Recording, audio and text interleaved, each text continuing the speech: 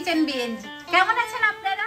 মাঝে মাঝে বাড়িতে এটা হয় যে বাঁধাকপি রান্নার পরে খাওয়ার পরে খানিকটা বেঁচে গেল, এই বেঁচে থাকা ফ্রিজে থাকা বাঁধাকপি পরের বার আর খেতে ইচ্ছে করে না। বেঁচে যাওয়া বাঁধাকপিটা দিয়ে কি করা যায় চলুন দেখি।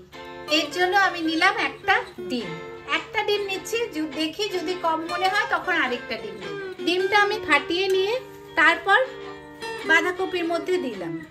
এবার একটু ভালো করে মেশাবো। ডিম সবসময় আলাদা করে ফাটিয়ে ঢালি, তাহলে কি হবে ডিমটা কোনো কারণে এত যা গরম যদি নষ্ট হয়ে যায় তাহলে ডাইরেক্ট দিলে অনেক সময় বাঁধাকপির মধ্যে যদি নষ্ট ডিমটা পড়ে তাহলে পুরো বাঁধাকপিটাই নষ্ট, ফেলে দিতে হবে। তাই জন্য আমি ডিমটা আলাদা করে ফাটিয়ে তারপরে বাঁধাকপির মধ্যে আরেকটা ডিম দেব। দেখুন যদি প্রথমে এরকম ঘন হয়ে থাকে তাহলে আরেকটা ডিম দেব, আর যদি দেখেন যে বেশ লিকুইড হয়ে গেছে একটা ডিম দিতে, তাহলে আর দুটো ডিম দেওয়ার দরকার নেই।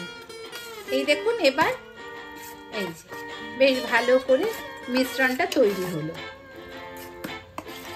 একটু লিকুইড মতো ব্যাপারটা হলো। আপনারা যদি এটা ডাল ভাতের সাথে এই বড়াটা খেতে চান তাহলে বেসন মেশাবেন, আর বিকেলে স্ন্যাক্সের সাথে চায়ের সাথে যদি দিতে চান তাহলে কর্নফ্লাওয়ার বা রাইস ফ্লাওয়ার মেশাবেন।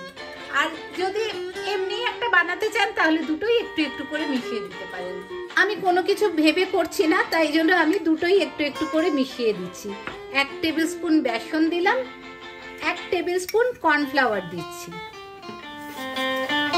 এবার ভালো করে মেশাবো। বেশ ভালো একটা ব্যাটার তৈরি হয়ে গেল। আমি না খুব কম তেলে রান্না করি। দেখুন এইটুকু তেল নিয়েছি, এটাতেই সবকটা বড়া ভাজবো।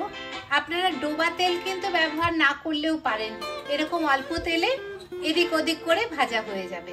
তেল খুব গরম হয়ে গেছে। এবার একটা কাজ করব, যেটা আপনাদের আলুর চপ বানাবার সময় আপনাদের দেখিয়েছিলাম সেইটা করব। এই ছোট হাতা মানে এটা একটু 1 টেবিল স্পুনের থেকে বড় যেটা হয় ছোট হাতা যেগুলো, ওরকম 1 হাতা গরম তেল নেব। এই 1 হাতা গরম তেল এর মধ্যে দিয়ে দিলাম।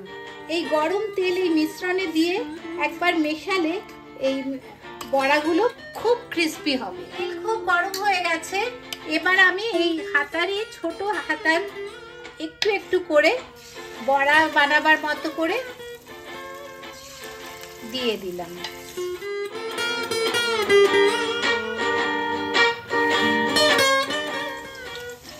খুব তাড়াতাড়ি এই বড়াগুলো উল্টে দেওয়া যাবে।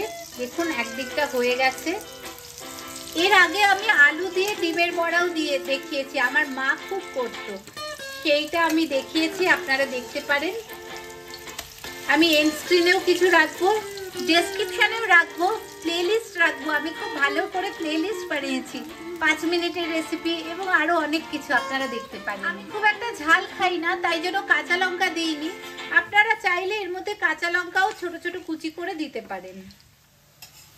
বাহ, দুদিকটাই কি সুন্দর লালচে হয়ে ভাজা হয়ে গেছে। এবার খুব ভালো করে তেল ঝরিয়ে তুলে নেব।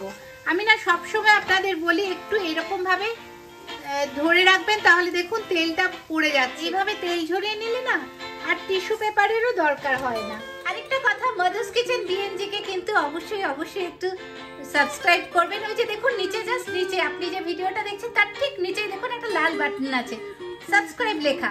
সাবস্ক্রাইবের বাটনটা টিপে দিন, তার পাশেই দেখবেন একটা বেল আইকন আছে বেলের মতো, সেটা ক্লিক করে দিন, তাহলেই আমার নতুন নতুন ভিডিও যা পাঠাবো তাই আপনার কাছে পৌঁছে যাবে। আর একটু শেয়ার করে দেবেন ভালো লাগলে, লাইক করে দেবেন ভালো লাগলে। তেল ঝরিয়ে তুলে নিচ্ছি। এইভাবে ছোট বড় যে কোনো সাইজের বাঁধাকপির বড়া, বাঁধাকপির পাকোড়া খুব কম তেলে আপনারা বাড়িতে বানিয়ে ফেলতে পারেন। এইভাবে বাড়িতে থাকা লেফট ওভার বাঁধাকপি দিয়ে এরকম বড়া, পাকোড়া যা কিছু বানিয়ে ফেলতে পারেন। বড়া বানালে ডাল ভাতের সাথে খাবেন, আর পাকোড়া বানালে বিকেলে স্ন্যাক্স চা কফির সাথে। বাড়িতে যদি হঠাৎ লোক এসে যায়, হঠাৎ গেস্ট এসে যায়, তখনই এটা বানিয়ে ফেলতে পারেন। ভালো থাকবেন সবাই, থ্যাংক ইউ।